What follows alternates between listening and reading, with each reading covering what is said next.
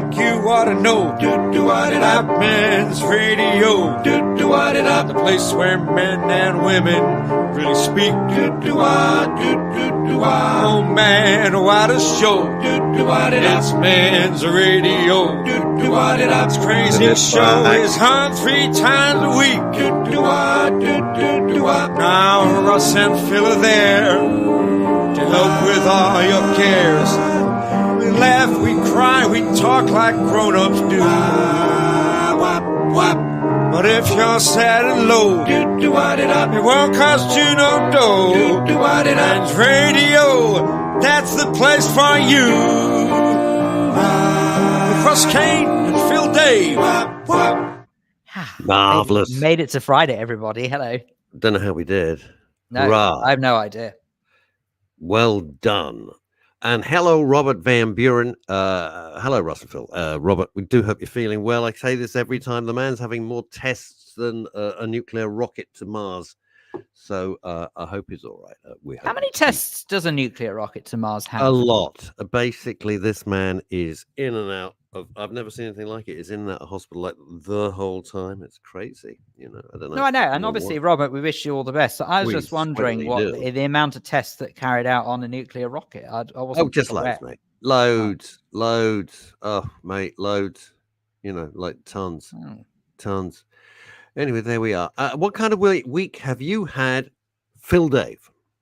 Well, the kind of week I've had has been relatively theatrical, thankfully, which we will discuss with the theatre man himself, Mr. Jonathan Baz, in just a moment. But I was determined. There are a couple of productions that were ending this week, and I was determined to go and see at least, well, I wanted to see 3 of them, but sadly I only got around to 2. I know it's a hard knock life, but it's all right. You know, we get there. It's all right. Graham Pack has made a cultural reference because, of course, as you well know, Russell, today is Black Friday. Oh, yeah. So hence my suit. But he said, very good. 2 for the price of 1. Yeah, no, it really wasn't. I didn't think that much. It's Black Friday special, 2 for the price of 1.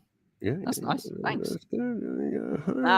Francine Warner. And Barry J. A couple of weeks ago outside the theatre. You know when you're doing your production, your little one-man show at the German Street. My little one-man show, but bless you for that.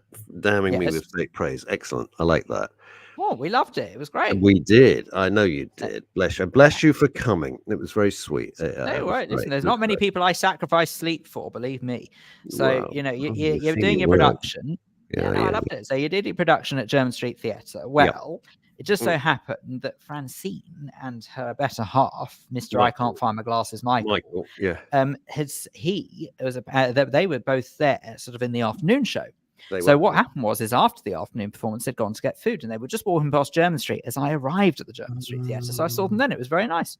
Very nice. There was a family, rare family gathering of the cousins up on the 5th floor of Waterstones, which was sweet because we hardly ever get to see anybody. So it was very, very nice. Barry J. Allen, good afternoon. Russell Phil and everyone. Hi to you. Karen Shortland. Happy Friday, folks. All right, shall we bring on the man, the myth, the legend, and he's traveling, so we've got to be quick because he's off to an airport.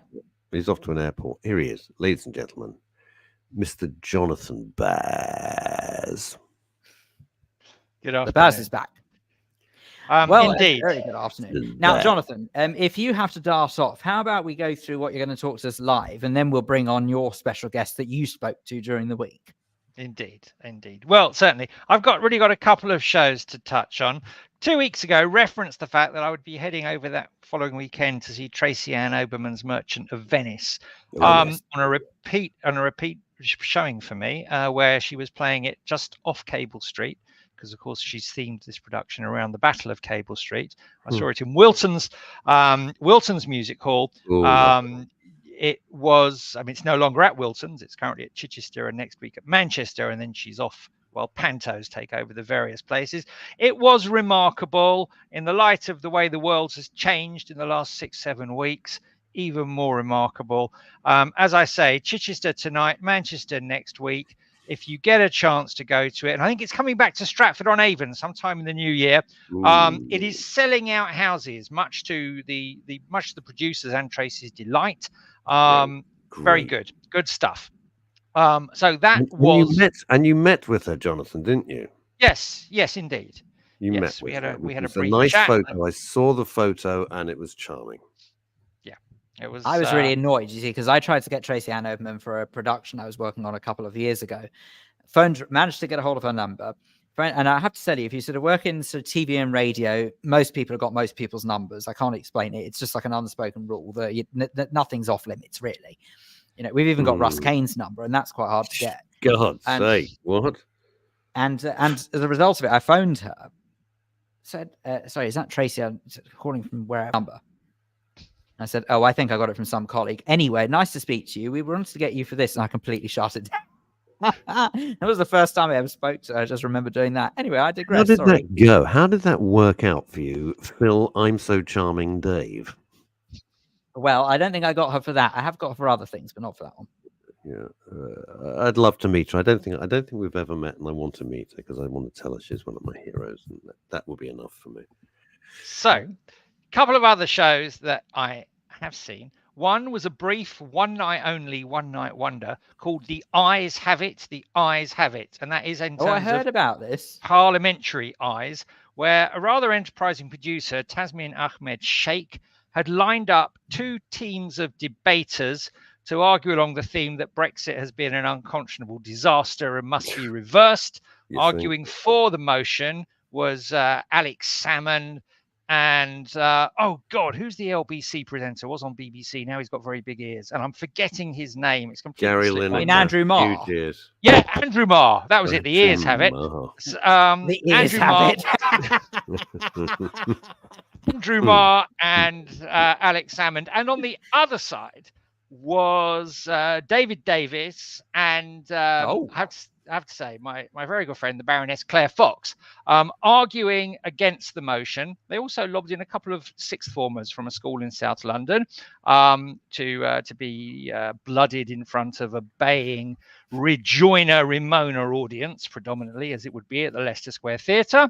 But I have to say, it was a very enjoyable night. I think the producer, Tasmin, has plans to take it on the road if there are venues and suitable voices and politicians that are prepared to take part. I mean, interestingly, what struck me is that both of the debaters from the opposing faction, both Claire Fox and David Davis, are parliamentarians, serving parliamentarians, and part of the lifeblood. And what struck me was quite interesting was that on the proposing the motion, that believing that Brexit is a load of bollocks, were two failed parliamentarians. Well, one failed parliamentarian, Alex Salmond, and a broadcaster, Andrew Marr. Oh, I forgot, Mike Graham also was on the opposing team.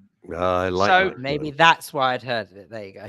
The banter was jolly. The debate was good. One of the reasons behind the whole thing, and certainly that's one of the things that motivates Claire Fox, is to actually try and get politics, where possible, out of Westminster to a degree. And it was, if it's coming to a theatre near you in the future, it's only ever likely to be on one nights here, there, and everywhere. If it comes along, really, and that's what you're into. It was very, very entertaining, well put together. All of the speakers really know how to string a political yarn or two. And Lewis MacLeod popped up as well. I love Lewis MacLeod. What a great guy. The only problem I have with something like that, though, Jonathan, is that surely there's only so much shelf life it can have. Because as much as I understand that sort of there are still people who bang on that breakfast has been a disaster. But Brexit was also a disaster as well. Primarily those who just clearly have an absolute disregard for democracy, don't appreciate the fact that it was a democratic vote. And if you don't like the result, tough shit. Here we go. But it's more about, don't get me wrong, right? No, excuse me. I'm not desperately happy Sadiq Khan got into office for another term. And he'll get in what again. Can you do? God, but look, whatever. That's democracy for you. My point trying to be is that I wonder just how much longevity that kind of show has. I like the idea, but I wonder whether or not they could broaden it out a little bit so it's not just about Brexit. Well, I think probably the safe thing with Brexit is that you are going to get opposing forces and you are going to get a debate. And I agree with you. It is, as the opposers of the motion said, it's broadly here and we've got to live with it.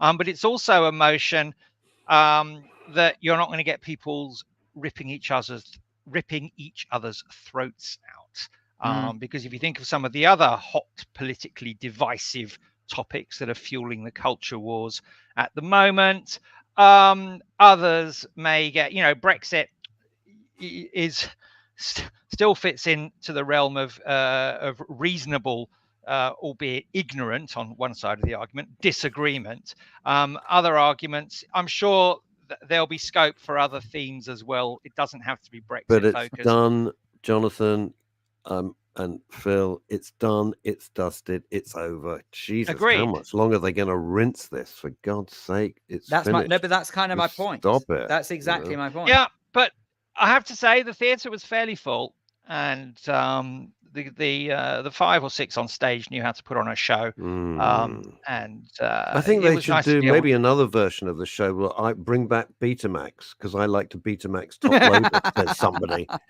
And then I thought you were going to say bring back hang. I thought you were going to say bring back bring hanging. back hanging. Well, I'd bring that back in a heartbeat, but that's just me, as everybody knows. I'll be up for that. There we go. So indeed, that could be the next topic if Tasman's listening in. Who knows? But as I say, it was an interesting night's entertainment. The presenter, the panelists all swore blind they weren't getting paid for their appearances as well. Who knows? Really? But good fun. Okay. The other show that I caught up with this week was the National Theatre's festive offering, which is The Witches. Roald Dahl's story, translated into a musical by the likes of David Malloy and Lucy Kirkwood. And Dahl, let's put his own politics and attitudes to one side, and let's talk about Dahl as a storyteller. The Witches is a great story, and it's really only an average musical that the National have put on. The cast, fantastic, all of the actors, and some fabulous child actors as well in some leading roles. But I think they're hoping to repeat the magic of Matilda. I don't think they reach those heights. The tunes are not that good, and the humanity and the pathos is not that deep. That being said, if you're looking for a festive afternoon out or evening to take the kids to, yeah, unquestionably, it's entertaining. But is this the best that one of the leading theatres in the country, one of the leading theatres in the world? To be honest, if you're putting something on the Olivier stage, you don't get venues much better than that. Yeah, it's 3 stars from me. Yeah, not a must see. But some imaginative work from the lyricists and the writers, but they could have done better. I must be the only person who really didn't like Matilda that much. I thought it was okay, but I didn't think it was like fabulous. And it went years ago and took the twins when they were much, much, much younger, and they didn't like it. They did not like it. They didn't get it. I agree with you, I didn't like completely. it. I thought it was just heavy-handed and quite not particularly attention grabbing. I really just didn't. Do you know what it was? Considering that, if you think of Matilda, right, if you look at, say, well, obviously you look at the book first and foremost, but then look at Danny DeVito's interpretation on the silver screen of it, okay? And you think that one of the most fantastic things about Matilda is this backdrop of drab that she's surrounded by versus a foreground of magic and of mystery. Okay, the whole sort of fact that she's sort of got these powers that every child dreams that they could have themselves. Yeah. And yet it wasn't a case of background of drab, it was stationary background on the stage production. So the actual stage production itself, the backdrop and the scenery doesn't change that much. And I actually think that was a major fault of the people who put the production together, because you've got the brilliant works of Tim Wass's chops, whose surname's Minchin. Thank you, Tim Minchin. His genius is put into the actual music of it. So you've got a really strong start there. And it's just almost like they ran out of budget for the scenery. I just thought it was very disappointing, personally. Well, I'm going to disagree with both of you. I thought it was I thought Matilda is a fabulous show. I think, Minchin's melodies, When I Grow Up, gorgeous the way he plays around with the harmonies in that song. I think the way the narrative is acted in that story, and certainly if you've got a good Trunchbull as well, and Bertie Carvel was fabulous. There wasn't a lot of special effects, but there was a lot of humor in the humanity. The Wormwoods were brilliant. You know, it was, for me, the show nailed the grotesques in a very, very clever way. The Wormwoods are grotesque parents. Miss Trunchbull is the ultimately grotesque headmistress. And it's quite interesting because for me, The Witches has aspects of trying to capture that grotesquerie, and it doesn't do it as well as Matilda does. Now, Jonathan, we are on borrowed time with you, sir, because I know you have a flight to catch. So is there anything else you want to throw in before we introduce your special guest? I'm happy to lob that in. And now please run VT or whatever it is you guys do. Run VT. God, he's been in the trade for 2 years. And that's what does. Anyway, Jonathan, safe travels. Thank you for finding time to squeeze us in. Much appreciated. I know how busy you are at the moment. Jonathan, what are we about to watch? Who have you been speaking to? Why have you been speaking to them? So, as you may recall, a couple of weeks ago, I went with Mr. Kane as my bodyguard to go and see Back to the Future again. And my reason to wanting to see Back to the Future again was because this interview was something that I had in mind, which was to speak to an American actor who's now based over here called Corey English, who has taken over the role of Doc Brown. Massive role to fill, massive shoes to fill, given that Christopher Lloyd created it on screen, as Russ bears witness. And in fact, I think you saw the show with the first cast, Phil. I did, yeah. Corey does it as well as the guy's name escapes me who did it first time around in the West End. And I really wanted to talk about him from a men's health perspective, about Back to the Future. And we talked about that and a little bit more about his career. So with no further ado. Fabulous. Thank you very much, Jonathan. We'll see you very soon. Thank you. Safe flights. Thank you. Thanks, Jonathan. Bye-bye. It's a real pleasure to be joined today by Corey English, who is an extremely talented American actor over here, and who earlier this year took over the role of Doc Brown in Back to the Future, the musical, currently playing at the Adelphi Theatre on the Strand. I saw the show when it opened, back in 2021. It's now in its third year. I was back to see it recently with Corey having taken over the role of the Doc. And from the point of view of this being a men's radio station, Corey takes the role or in the musical, the role of the Doc is given a lot more humanity than the brilliant eccentricity that Christopher Lloyd gave to us all in the movie back in the 1980s. And so sort of without further ado, Corey, please tell us about the role of the Doc in the musical. Thanks for having me, Jonathan. A real pleasure to be here. I love the thought of men's radio. It's well needed right now.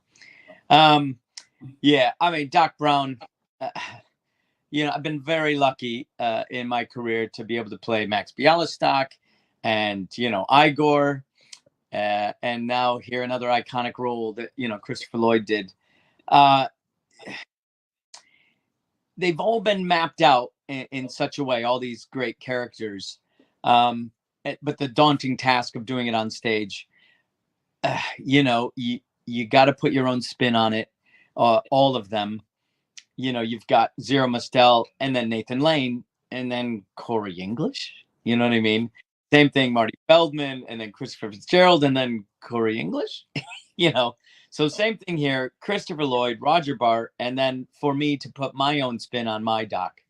The moments I love the hilarity of it all, but the thing for Doc, for me to have the longevity of playing Doc for a year is those very real moments between him and Marty, and it's that I'm just get to talk to him.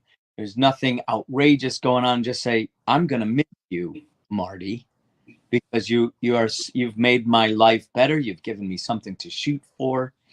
And that camaraderie that Doc didn't grow up with. His parents died in my my mind, his parents died quite early, left him a loads of money, but nothing else.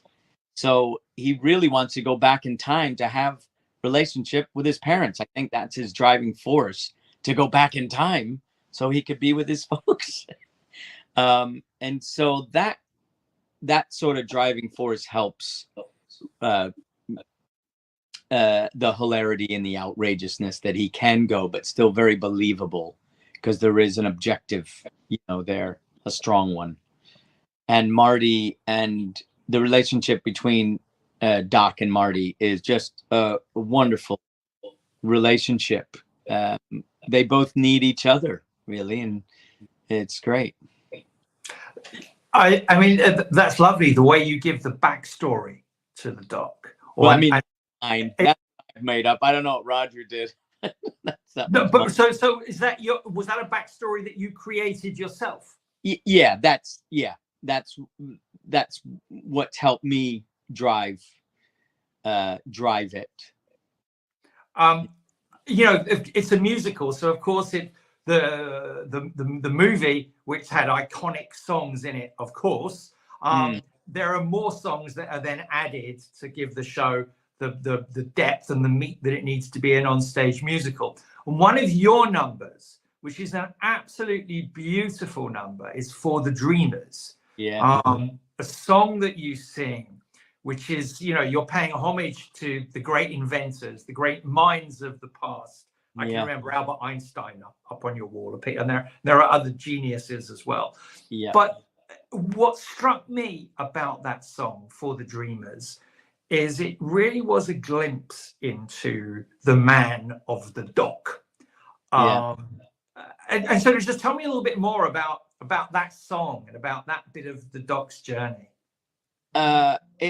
It's such a great song, and it, yes, it is about the inventors and the geniuses that they are, but it can touch on something for everybody and everybody's dreams. And so for Doc, he's a total dreamer, but he is worried that no one's going to remember him if he doesn't come up with anything good. So, and it's at the end of the song where he realizes that Marty is the one that could carry on his legacy, or Doc will keep living through Marty, because Marty will keep living past Doc's life. So that's kind of special thing for the song. For me, singing it every night, I tell you, I have a different journey every night. Really? I like to go moment to moment. And if I see a young boy or girl sitting with their parent, that just touches me, because I see a lot of dads with their kids bring, it's like it's wicked, for the boys. We got a boy musical here. So to see no moms, no sisters, and you got the dad and the kid dressed up as Marty and Doc, I mean, forget about it. That is just, it's the best. So when I look down during Dreamers and I see that dream of their relationship, it that compels me to sing the song from a real place. It was Remembrance Day the other day, and the last, so 2 shows on the Saturday. One of the last lines is, yes, this one's for the dreamers whose names we don't remember. Right. So I sang that line, and poof, a wave of emotion came up and made it very real. And so that song every night has a different journey.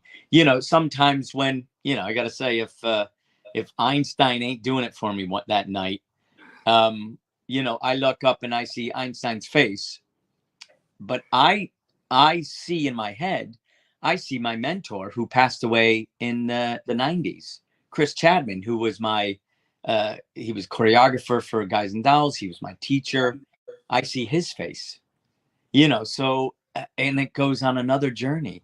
So it's so much fun to play every night. And I think Ben Joyce, who's so good, he has to listen to the whole song and be present and keep giving me. His eyes are full, looking at me, ready for my wave of emotions to come. It's really fun to have him there, the audience right there. Just expand. Who's Ben Joyce? Ben Joyce is my Marty McFly. Yeah. And he just, it's not easy having a song sung to you every night. You might be thinking, all right, where am I going to go after the show? What am I doing for dinner?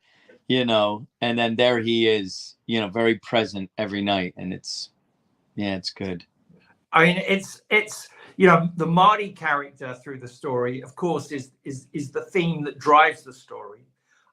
Around him, there are some really amazing examples of humanity and discovery.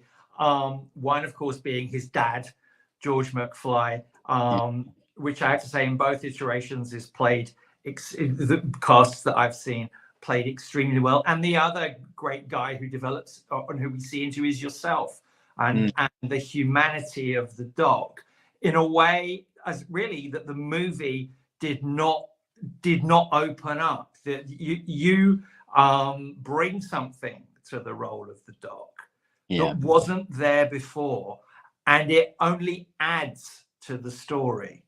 Yeah, it's quite special. It's really well written, and I do compare the relationship like a Max and Leo from the producers, Bialystock and Bloom, Doc and Marty. It's really fun. It's really fun to play, and it's so enjoyable. Yeah, I for a while. I mean, when I get to sing, dance, and act, and I get to be the buffoon, which I very much enjoy, and it suits me. But then to be able to just come down and talk in my regular voice and say, I'm going to miss you, I'm covered. I'm running on all pistons. You feel so satisfied at the end of the night. The audience may have cried. They certainly laughed. They were in awe of the technical side. It really is so fulfilling. I'm gonna endorse that, and I'm not going to give any spoilers here. But Back to the Future is not only just a combination of a brilliant story that I guess not everyone in the audience knows, but a lot of people in the audience know. It's a terrific story with a fabulous science fiction theme. Woven around that is comedy, is humor, is pathos. It's some brilliant songs. There's some outstanding technical special effects, some of which really are they're just brilliant. I'm not going to talk about them. People need to go and see the show and have the fun for themselves. I was lucky enough to see it twice. On both occasions, I went with guys, with friends of mine. And last week, in fact, I managed eventually to persuade my wife to go with a girlfriend to see it. She thought it was one of the best shows she had ever seen, and she sees an awful lot. It's such a terrific show. Give me a quick comment on working with Mel Brooks as well, which in your career you've had the joy of doing. Oh, wow. Well,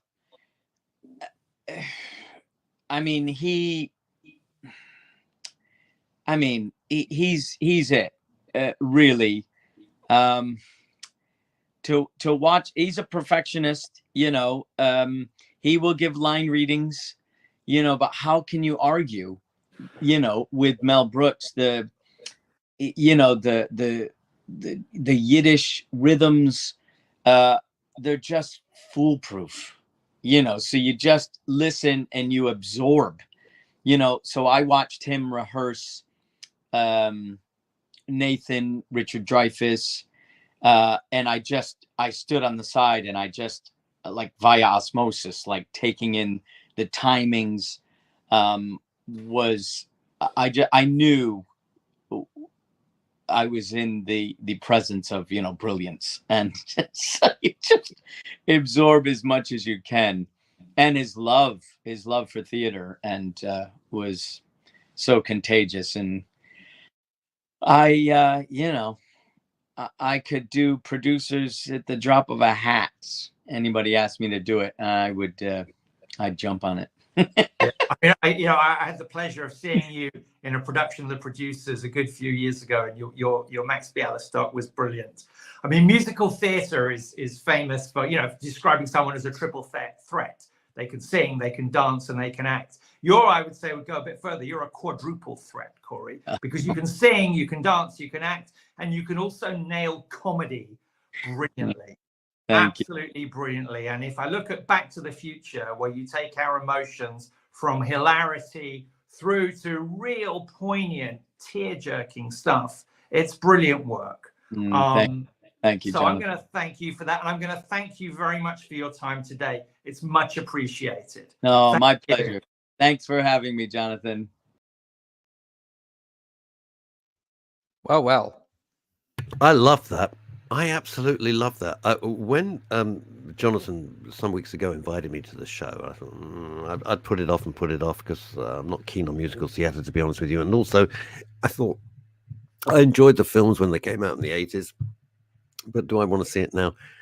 I was blown away. I thought it was absolutely a sensation. I was dubious as well, actually, when I found out that there was a chance to go and see it. I thought, well, it's not a musical. Why would I go and see something that's just been? Because what I get a bit twitchy about is when people seem to run out of ideas. I mean, you can say what you want about Andrew Lloyd Webber, but the truth is that his ideas are original. Okay, he comes up with something. He works with some brilliant people in the industry, and he comes up with basically something that gets people's backsides on seats. So you can say what you like about him, but he does it good. What I have a problem is when you have people who take the success of someone else's product and say, okay, I'm going to now make this a success of my own. That's what I struggle with. So things like, for example, Mamma Mia, the musical, I was a bit dubious about because I thought, I love ABBA music. I liked it, but I just don't get it. I don't understand why. God knows. Who knows? I mean, who knows why people are paying a fortune to go and see a very clever, trick, because ABBA aren't there, so you're dancing to nothing. No, but that's ABBA Voyage, isn't it? But I'm talking in particular, I'm talking about Mamma Mia the musical, or things also, like Mrs. Doubtfire, which absolutely, I don't want to go and see it because it's not Robin Williams, It's Corey, not, but I have to tell you, I have seen not Robbins. I wish I'd seen Robin Williams. No, I have seen Mrs. Doubtfire the musical. And honestly, I was prepared to hate it. I thought it was blooming brilliant. I've got to be honest. Oh, okay. I really did enjoy it. Maybe if one of those one of those things, the offers come up, that would be good. I'm not a huge musical fan myself. Anyway, there we are. Well, we've staggered through another week, and I want to kind of change the tone. I know we're normally pretty light on a Friday, but I'm going to do this carefully. I'm going to try and do this carefully. All right. I use Twitter only to promote the radio stations, talk about occasionally my celebrant work, and promote writing and reach out to other writers of whom I am in awe.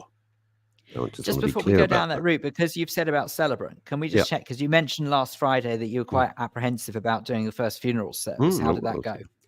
It went wonderfully. It went every bit as I could have dreamed that it would go. And all I would say is, if all my future clients are as hospitable, generous, kind, and warm and welcoming as this family was, I will be a very happy man. I'll be absolutely honest. In terms of mental health, this is going to sound very weird, but I'm going to bring it back to why we started the radio station in the first place, me, Howard, and Penny, and Women's Radio. It was the most fulfilled I have felt in years. What, the funeral service was? Yeah, it was the most. I felt my role finally. I could bring, if I have any talents, and I'm not being, feigning modesty. But if I do, they would be writing and public speaking. And I've managed now to do something but help other people. And I don't know if that makes sense. Help other people when they need it. And losing a loved one, not losing anybody, but losing a loved one is very painful. And if I could help by bringing what I hope are my skills, which I've got through my training, then I'm doubly blessed. They were delighted. People were very kind afterwards. But it comes down, it's not luck. It's a lot of work. It's a lot of preparation, a lot of work. I took my training very, very seriously. And yes, I was nervous. I didn't want to let the family. Now, the family, to be clear, they were strangers. I'd never met them before. They were not like friends of mine or somebody I knew. They had apparently been following me on Facebook and just liked what they saw and asked if I was free. And I said, yes, I'd be delighted. Can I just say one thing? It's a little bit naughty, but what the hell? We've spent years and years building the station. So I'm just going to throw this in. There were people at the funeral. It was a big, very big funeral. The chapel was absolutely packed. He was a very popular and tremendous man, died far too young. Said, oh, we'd love to have you, but you're going to be way too expensive. Can I just make it clear? It's a standard fee for a funeral. The funeral director controls the fees all throughout the UK. So whether it's me or Fred Smith in Stoke-on-Trent, it's the same fee. It makes no difference. There is a standard fee.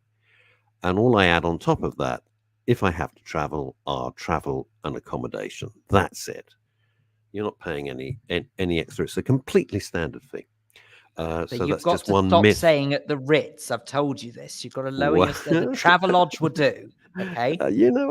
I'm simple. They were very kind and put me up in a lovely hotel in Torquay, which is a sweet town. It was nice to see.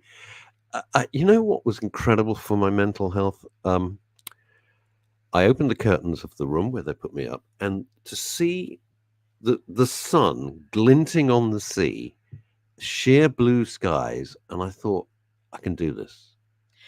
I can do this. Actually, I've worked, I've prepared, I know what I'm doing for once. There's no ad-libbing. It's locked in my mind, like my stand-up was, in a totally different vibe.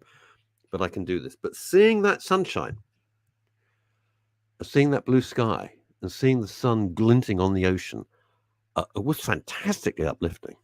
Wonderful. I think you've touched upon something very important, though, because I believe backdrop is super important to one's life.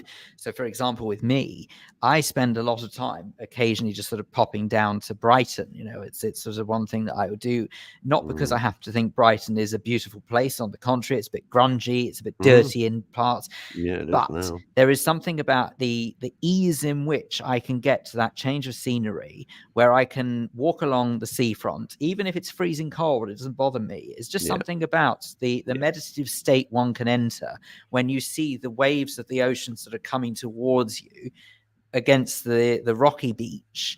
And then you're just sort of looking out and just thinking, this is practically on our doorstep. Yeah. And it's such an easy remedy to feel a bit better about yourself. I don't know what it is. It's almost like there's something sort of mesmerizing about it. Completely.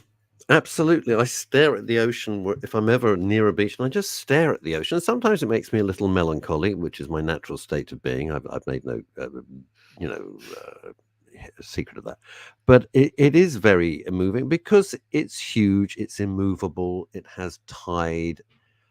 The waves are mesmerizing the whole thing is quite extraordinary. And I'll tell you something else. And this is going to be, I'm being cautious with what I say, because there's enough inflammatory nonsense flying around at the moment, like the Somme. It was great for a while to be out of London, because you realize so much of the garbage that we put up with in the stress of life is London-based. Leave London, it's not there anymore. Now, I won't leave London, because everything that I do, a lot of people said, oh, are you going to move? Are you moving to Torquay? No, of course I'm not. I'm London born and bred. This is my town. Everything I do is based here. All my friends are here. That's it. And I think, to be honest, if I lived on the coast, I'd go I'd go round the bend. It's not for me. I like to visit, but but so much of the angst that we feel. All right, no, that's pejorative. So much of the angst that I feel, and it's got worse and worse and worse. I'll be honest with you. Is caused by London and by its inhabitants. Well, I was just going to say, to me, it's not London, because I still see a lot of beauty in London. For me, it's the people. That's what I get very I love the city. I love the architecture of the city. I love the buildings. I love the really old stuff. I quite like the new stuff. You know, I'm not an iconoclast. I love the old stuff, and I love its history. And you know, history is my thing. It's a magnificent city. I love looking at the bridges. You know, Waterloo Bridge. That view from either side is phenomenal. But the people, wow! You know what it was saying there about I have to tell you. So looking out at the ocean. The most amazing place I've ever had the opportunity to just stare out at the sea is in Hermanus in South Africa. And I can tell you, whatever Brighton has got as its lure and its pull, and Torquay has got when you're looking out in the sea, there is nothing quite like looking out to one of the most southern points of the earth you can actually inhabit, go to, and look out at the south of the ocean, at the south of the globe, is just phenomenal. I think actually the most southern point is Struis Bay, I think it is, in South Africa, but Hermanus is not really much further north than that, and it is incredible. The backdrop there was stunning. And you know what? If there's a cliff there and it's very steep, it could be sheer Hermanus. Moving on. Thank you very much. I'm here all week.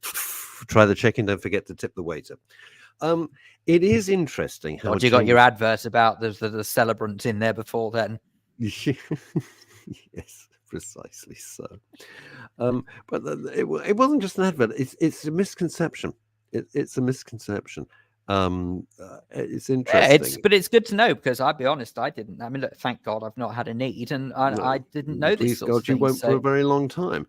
Absolutely. But it's just more about sort of it's these little things that people probably don't realize. And when they're in the mire of trying to arrange something like that, they probably don't even think along those lines. Well, they can't think. While I was away, a lot of people over the suppers that this lovely family were inviting me to, and etc. And they were saying, well, what got you into? What got you into? And I tell you what it was. It's something that I've had at the back of my mind for a very long time.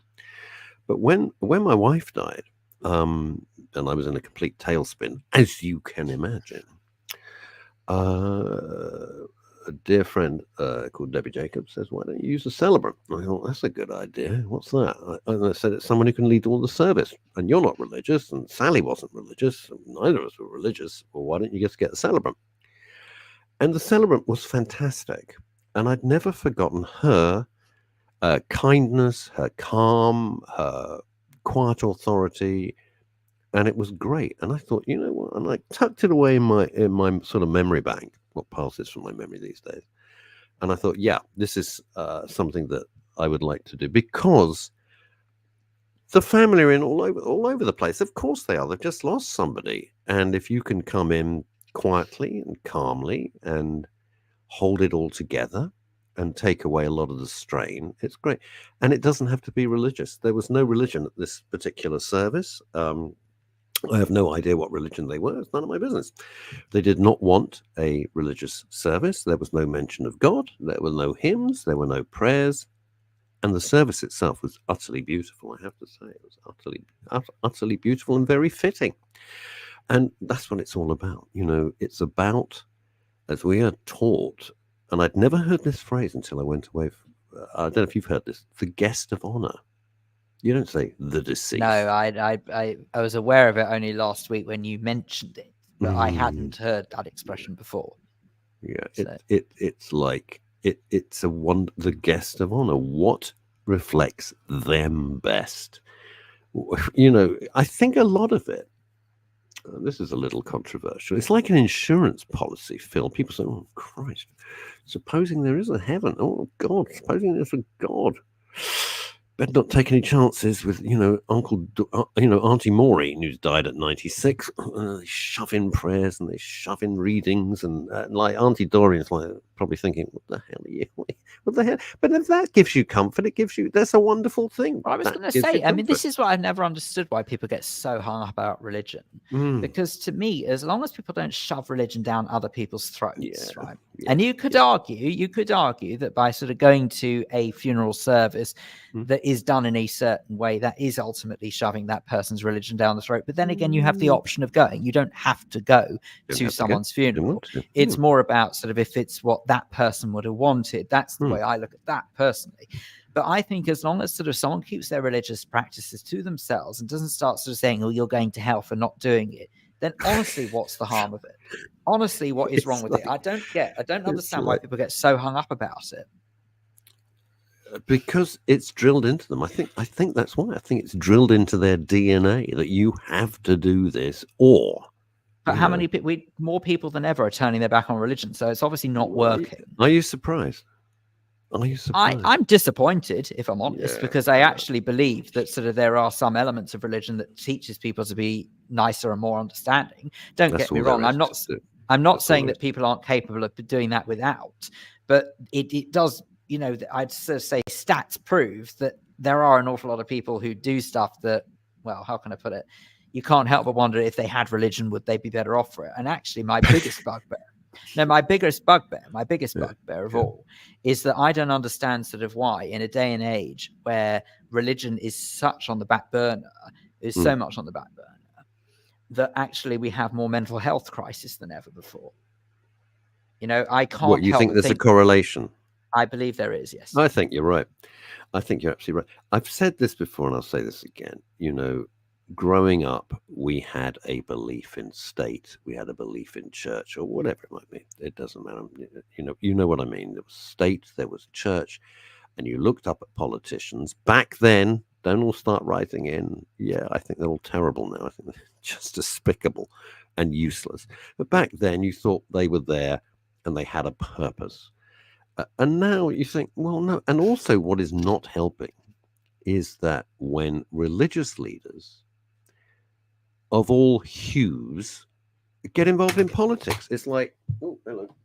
It's like, and he's gone. No, I just dropped the power charger. It's like, could you stay out of politics, please? That's a totally separate argument. I couldn't agree more. Yeah. This is why people turn away from religion. This is why people turn away. For me, what religion can do, I believe, is it can offer an explanation, even if it's a fantastical one, even if it's if it's stuff born out of legend rather than any other reason. If it can offer someone an explanation as to why something bad has potentially happened to them, then they stop searching for answers that they're never going to get. I'm not saying it's right. I'm not saying it's a scientific answer as to why something has happened to someone. But at the very least, if it brings someone some comfort and closes that particular section of their life and says, well, look, okay, that was obviously, some might put this, it was obviously God's will. I'm not saying that's what I say, but that's what some people do when it comes to religion. Don't get me started. No. But hang on. I recognize to a lot of people that makes no sense and it's not good enough. I understand that. But what I'm trying to get at is that could you imagine how much worse it would be if some people didn't accept that, and therefore they'd forever be looking for an explanation to something that happened to them and never find an answer? What's worse? Do you see what I mean? No, I hear you. I hear you. The way that I kept sane when my life exploded, quite frankly, was never to say, and my late wife never said, why me? That is opening a door to a nightmare. A nightmare. If you say, why me? That's not the question. The question really is, why not me? Because if you accept, I'm not prescribing this. This is just my view. I just think life is a random lottery. It is what it is. It's like picking the lottery numbers 3 times a week. And it might work, it might not work. Who the hell knows? You can do what you can. You can prepare and work hard and know what you're doing. But when stuff happens, it just happens. And I honestly believe that the route to madness, and I'm choosing my words carefully, the route to madness is looking for answers and looking for logic when there are no answers. And Absolutely. There is no logic to it. There's stuff I remember occasionally. as a lawyer came out to get a sandwich at lunch in London. She was walking through the West End. The air conditioning unit fell off and a window as she's walking by and killed her. Utterly random. Utterly random. There's no logic to that. There's no great plan to that. It was something. It was a terrible accident and a horribly random, awful thing to happen. So I suppose where people struggle with, people struggle with something like that is they probably think to themselves, well, why was she walking there in the first place? She didn't have to. She could have caught a bus. She was going to get lunch. No, I know. She's but what I walking mean down the street. is, all of us do that, man. I get it. I get it. But what I'm trying to get at is that those who struggle without sort of without sort of accepting something for what it is, would probably say, well, why at that precise moment? Who was responsible for the air conditioning unit? Why didn't they check the nuts and bolts of it? It's that kind of thing. People forever looking for answers that they're just not going to get. And I just don't understand why people get so hell-bent on something they can't change. Get hell-bent on something you can change. Precisely. So, for example, if there is something lifestyle, and make no mistake, make no reference whatsoever, I know that there are some times where you have no control over this. But if you look at certain lifestyles that lead to certain outcomes to people's health, okay, and the lifestyle choices that we know lead to those particular health outcomes, okay, people can choose to follow that healthy lifestyle or not. That's up to them. That's what they can do to change the fate. If someone doesn't necessarily sort of believe in that sort of the flexibility, if you like, of that choice determining how their health is going to appear in later life, well, then it's a lost cause. There's no point. Someone wants to smoke, they're going to smoke. You're not going to change their opinion on it. The bottom line is there are some things we can choose that will help us to determine how our health goes in later life. And there are some things that people can't do to determine how their health is going to go in later life. And as you say, it's just really hideous. It's luck of the draw.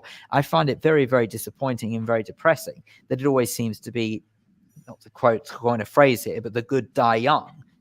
I don't understand sort of why it is that people who have done nothing but good in this life seem to be the ones who get struck down. And those who, let's be honest, these cretinous individuals wreaking havoc in the Middle East at the moment, they don't seem to be getting ill. Why? Why is it they're not ill? You know what I mean? It's things like, it's that mentality I struggle with personally. But don't get me wrong, I know it's out of my control. One of the main problems is if you look for fairness in life, you're going to be constantly disappointed. When somebody starts wailing, but that's not fair. And I've always thought, well, life isn't fair.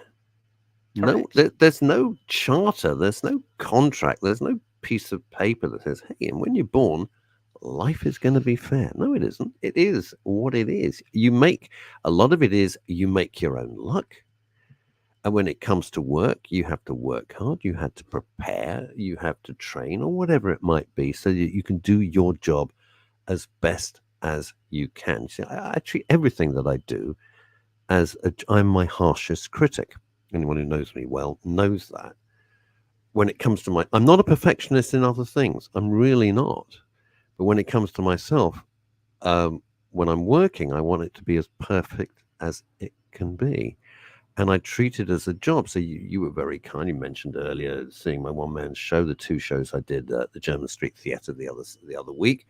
I came away, it's not a thing about ego. It's like, this was the job that I set out to do. Did I do it properly? Did I do it to the best of my ability? Could I have done it any better? I was satisfied with that. That's what I get out of it.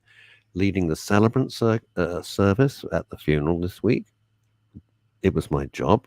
I'd been given a very big responsibility, a huge leap of faith by the family who didn't know me. I was a total stranger to them. Did I do my job to the best of my ability? Had my my training? Had I taken it seriously? Had I done all my revision, the writing, preparation? Yes. That's what it's about. I think when you start thinking it's all about ego and everything, that's just a one-way trip to nowhere. It's about doing the best that you can under those circumstances. But looking for fairness, who ever said it was going to be fair? That's the problem. There's so many people watching this. I wonder whether or not, though, that actually part and parcel of that, that's actually, I think you've whacked a nail right on the head there, personally. Because if you think of sort of the the expectations we give people in life now, it just leads to more disappointment. So this ridiculous notion of everyone's a winner. No, they're not. Everyone can get whatever job they want. No, they can't. You can earn as much money as you want. No, you can't. It's all of this stuff that we're slowly but surely, we've been over the last how many years, filtering into, sorry to use the S word, society, training people and saying, look, this is your life. This can be as good as, you can be as good as you want it to be. And it can't be that. No, it's not always possible. And it's not because that's a bad thing. What you're supposed to teach people is make the best of what you've got. That's the mantra of life. That's exactly it. And this is, as much as I don't like to mention his name because I have huge problems with him. I've never met him, but I have huge problems with Andrew Tate. What he's selling, forget everything else and forget the charges or the no charges or whatever. I'm not talking about that. It's nothing to do with me. But what he's selling is a dream to people who are the most susceptible. That's the thing. I think I put that in with it. That you can do that. Really? Can you? No, you're not all going to be like him. He's a very particular kind of guy. Not my cup of tea, but he's very particular, hugely driven, highly intelligent. And he's for someone who's so intelligent, he doesn't know what's happening in the Middle East at the moment. But let's not dwell on that. I started this. We only got about 4 minutes, but I started this by saying I just go onto Twitter just to promote things, promote the radio, etc., and try and keep it very, very light. I've made no public comments about anything, and I won't. Even on Facebook, I've kept it ridiculously light. And some of the most wonderful authors, I wrote this week, thank God for art, thank God for books, because we can disappear into those books and live in a better world for a few hours while we enjoy the work of the authors. And some wonderful authors who are my idols in terms of writing came back and said, and we love what you do, and it was very nice, and it touched me deeply. That's what I'm saying is, you can't wallow in this stuff. It's just ghastly. Just try and be nice. Just try and be a bit nice. That's kind of it. I just think that if we can't all reach a place where everyone agrees that no one should die just because of what they've been born into, then what hope is there, really? It's just as simple as that. Whoever anyone is in this world, whatever their background, their religion, their color, their creed, whatever it may be, if someone is of the persuasion that because of that reason, that's enough to say that they shouldn't be around anymore, well, then I'm sorry, I just don't think there's any hope. There isn't any. I think it is pretty hopeless. Graham Pack, I'm not going to put that comment up because Phil will get upset because it hasn't been. I can't verify it. I don't know whether it's true or not, but my views on that particular organization. I think it should be. Defunded like this afternoon. That wouldn't be too soon. That's my view on it. If you're not fit for purpose and you're being forced to pay for something, then wow, what a con, absolute con. I'm going to ask a personal question. Are you busy on Sunday? Are you doing what I think you might be doing? You can just say yes or no. I don't know the answer. I am working on Sunday. Yes. I thought you were working. You thought you were working. Yes. Well, it depends what time we're talking about. Yeah, we're talking about the afternoon. Graham has said, do you know what? If I put this up, I'm only going to get annoyed. Not with you, Graham. Not with you at all. I got nothing good to say about it. I got nothing clever to add to it. I wish I did. I think it's I have to tell you what I have actually seen. What I have seen that Graham's put there. He's basically just for people who are listening to this rather than watching it. He's put a comment saying that the BBC won't allow certain employees to attend the anti-Semitism against anti-Semitism march on Sunday. He then goes on to say it was reported in the Times. Now, let me be very clear about this. So I have working for the company that does work that owns the Times. It's not that I'm defending one item one way or another, but I do need to say very clearly that having worked for the BBC, I happen to know that as long as you're not actually going to something actually representing the BBC, there is nothing they can do to stop nothing that. At all. No, that's why I find it a little bit surprising.